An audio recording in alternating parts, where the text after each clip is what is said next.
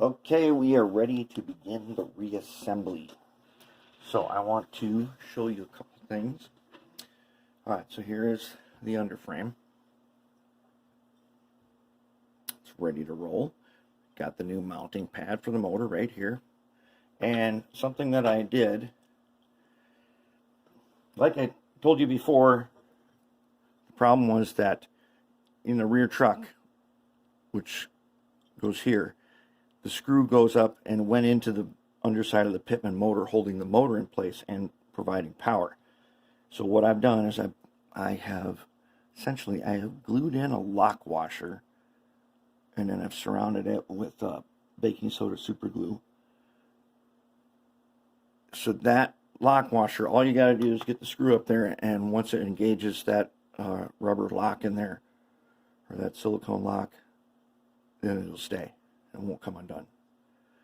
I put a hole here. That's going to be a brass screw, and I'm going to solder on a wire from that to our power collector PC board. Since we can't transmit power through the screw that holds the truck in place, we're going to get it from here. That should work just fine. But on this one, I want to make it all wheel pickup. So let's take a look here at a truck. Okay, I'm going to show you how we're going to do this. Zoom in. Okay, check it out. You can see I have, if I can get my pointer in here, there he is. Okay, you see right there, a little piece of bubble wrap. This stuff you get when you get things that come in plastic. And I made an L-shaped shelf. And now I've got the phosphor bronze wire laid on there. And I'm going to go ahead, I'm going to cut it to length, and then I'm going to show you how I'm going to keep it in place here. All right, this tripod's getting terrible. Alright, okay, let's see here. How are we going to do this? First, I need to cut it to length. I don't want to cut it to length afterwards because then I run the risk of bending it. And if you bend them when they're on here, they're next to impossible to get bent the right way again without taking them off. Oh, where did that piece go? Well, he's gone to outer space, so we'll find him someday. All right, now let's take this one. I want you guys to see this. A lot of times I end up having my hands in the way and I don't notice it till later. Okay. So, on the paper towel, I got baking soda. I got my flat chisel blade. Super glue. Baking soda, super glue combination makes a very hard polymer.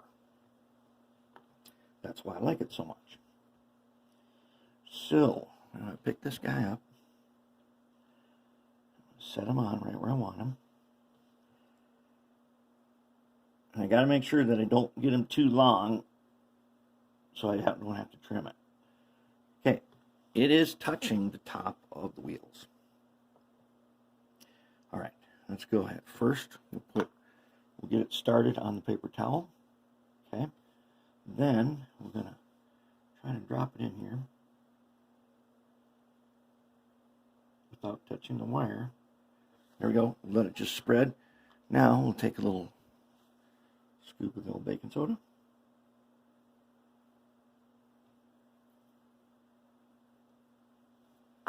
And there we have it. Let's check it out. Good. Now it's on there, it's not going to come out. Very nice, very nice. Okay, there's my wheel. Testers, rust, and then a little black outline.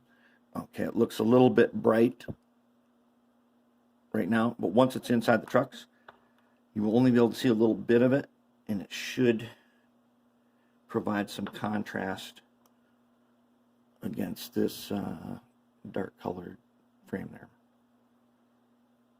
It's just a tiny detail. So I don't want to use dark then dark. I want to go dark, light. And then if I do any painting on this, I want to go dark again. If I go all dark, then you lose all the contrast and it's hard to see stuff. That's just a little detail that I like to do. Okay. Now we are ready to reassemble and install the truck. The tricky part with this one, being the rear one, is that you have to, okay, let's get this oriented the way I always tell you. Front facing that way. The rear one picks up power from the black wire rail. The tricky part with this one is you cannot assemble it. You can't really do anything with it because this shaft with the 2 worm gears on it, you put the screw in first, you put it on there, and then you put the shaft in, and then you close it. That means you've got to attach it before you can do anything else. So that's a little tricky part that is kind of confusing. And you learn that the hard way when you try to do something, because you put it all together and then you can't get the screw in. Okay, now we will move on. I'll get that mounted up and then we'll move on to the next part. Okay, this is how the truck goes. This is that rear truck. Whoop. Okay. All right. Okay. This is how the truck goes. Now, let's take a look at it. So, I put the mag 1. I also put the Marvel air tool oil. Okay. Do not put the air tool oil on these tiny thrust washers here or on this phosphor bronze bearing. Those are for pickup. Okay. It goes on these. Those get the air tool oil. There's one on each end with thrust washers. The mag 1 I wiped about a half round on both. You can see in here. Okay. Now, here's the thing. This is the rear truck. Picks up from the black wire rail. So, there are insulated bearings in these wheels. Those go on the side that does not pick up power, where I put that phosphor bronze wire. Alright, then, of course, I polished the wheels, and I painted them with some Oxguard, and I polished inside the sockets, not polished, I coated the wheels with Oxguard. Do not coat where the plastic is. I just left the back of these wheels bare. I know it'll tarnish, but it won't hurt nothing. Just the top of the wheels here. Okay. Inside the socket where these bearings go in has Oxguard. Because those transmit power into this truck, which is then transmitted to the frame. So also Oxguard here, Oxguard here where this flat pad is, because that's going to touch the frame, and all of this needs to be polished, and then we put the Oxguard. Take some on a little paintbrush here, and we get it on there. And you can leave it pretty. I'm just going to paint over here where I did not paint. Prevent oxidation, but mainly around and in this thing. The pintle, right? Okay. There we go. Now it'll be conductive and it will not oxidize. Okay.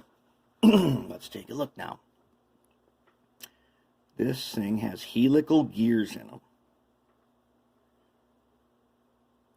They are so smooth, especially with this, with the Mag 1. Just, they were smooth to begin with, but now they are just unbelievably smooth. So let's put the top on and then feel it. Oh no, we can't do that because we gotta put these guys on. All right. So they go on like this, and there's a socket on the ends here. And just so it doesn't oxidize, let me see here. We do not want it. No, it won't matter. Doesn't matter. I was thinking, are we going to end up with a short? But we're not. I'm just going to get some on here. It will prevent it from oxidizing later. I mean, we did go through the trouble of polishing it. Why not keep it nice and polished? It's not going to look like it was polished in a few months, but it's not going to have any oxidation on it. All right. So they're going to go like this. And then I will screw those on. I'm going to put this in place. I'm going to show you. But I'll tell you what. I marvel at this engineering. This is some extremely high quality engineering in this. From that, according to the frame, it says 1950. One of you told me, I thought it was from the 60s. One of you told me it was from the 50s, and the frame is marked 1950. So maybe that's the model, the first year it came out. Either way, it was designed in the 50s, and they did just an amazing job. Super cool. I can't tell you how impressed I am with this Hobbytown drive system. It's amazing. And one of you told me that they are still, I know they went out of business, but somebody took over and they're back. So I haven't checked that out yet, but I'm going to have to check it out because I love it. It's going to be, this is going to be sweet. And I'll show you again. I'll show you again in a while. Then I'm going also, I need to solder my lead onto the phosphor bronze wire. I have one wire there, I got to solder that on. And then I will put in the brass screw next to the motor mount, and I will tin the top of that so I can put that wire on. Alright, let's go on to the next step. I'm going to do a little bit of assembly, then we'll come back and look. Alright, I'm getting ready on this next truck here. This truck is the one that has the large gear in it. Let me get my pointer. Okay. So this one has a large gear, and I have put a little bit of Mag 1. I put some Mag 1 on this shaft and on the axles. Now, for my liking, it doesn't turn quite smooth enough for me. But I did do some filing and stuff. Oh, it's going to work, no doubt.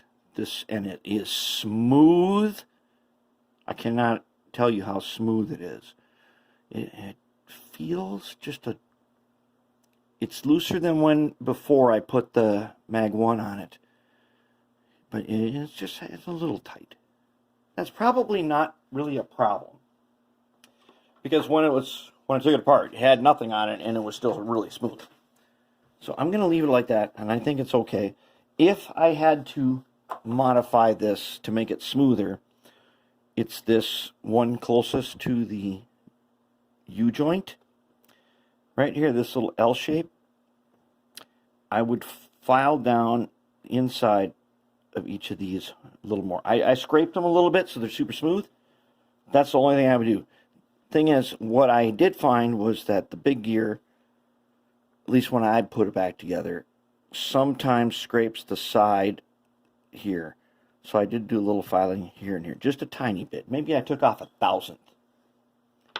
But I think it is probably, I don't know, I think it's okay. I mean, it feels good. No brass locomotive is this good. And they use these, well, they use steel worms, and they use regular gears. This is helical gears, which is why I'm still amazed. This engineering is amazing. Really, this engineering is awesome. All right, so I've got the wheels, and I've got my wire soldered on to my little piece here that I made. That is some of that acetate bubble wrap and some super glue and baking soda and a piece of phosphor bronze wire. Got it soldered on. Good to go. All right, so we need to put these on next. So now these are a little tricky because, well, they go in like this. Okay. Let's find a screwdriver. Okay, so they go in. Let's make sure we get all the pins in there. All right, so they go in like that.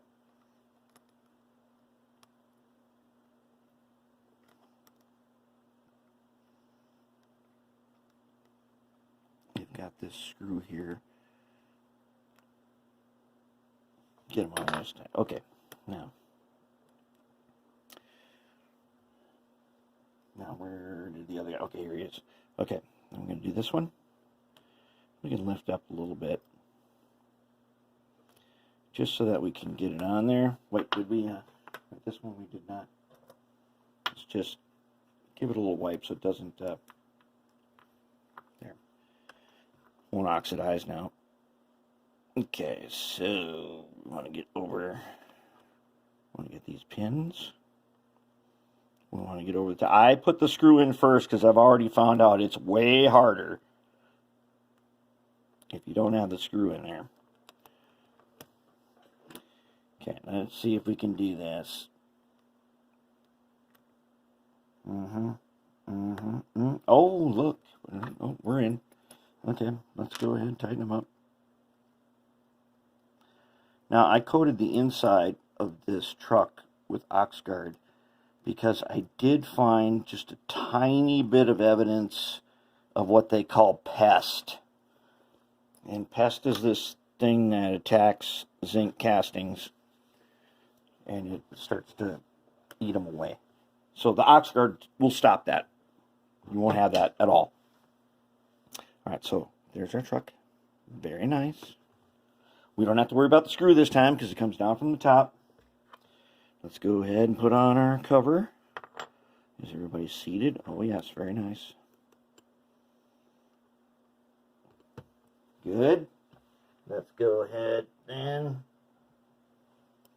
drop in a couple of these flathead. I can't remember, what do you call these? Oh, darn it. And I forgot. I was looking them up to buy different ones, and I forgot what you call these ones that fit in these inset slots.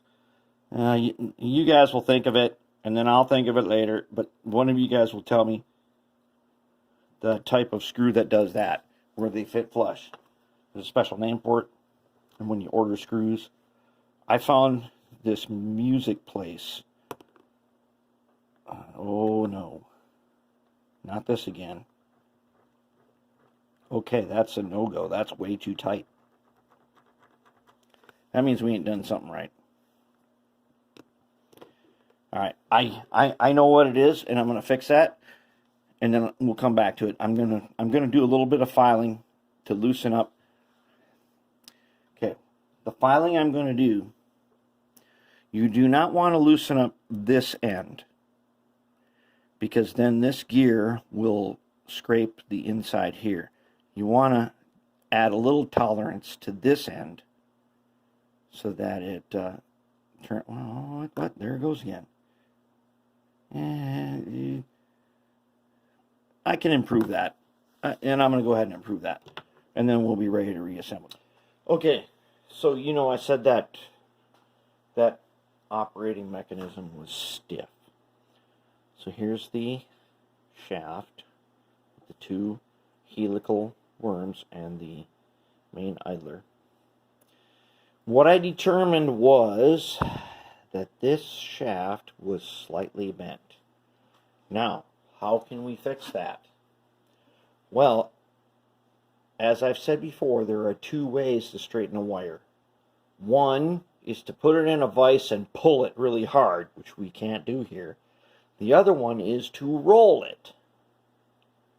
So, what we can do, so I've got a big punch here from my punch set. And if you don't have a punch set, go get a cheap one. They're not that expensive. They're a few, I don't know, they're $10 or something when you get the cheap ones. It doesn't matter if they're cheap. We're working in small scale. They'll be good enough. I want to roll this shaft. So I'm going to put it here in my bench vise. All right, and I'm going to put the knurled edge right here, and I'm going to roll it. And I don't have to do it that hard, I just have to roll it. And since I've already done this once, I already know it works. So, I'm just going to roll it in here.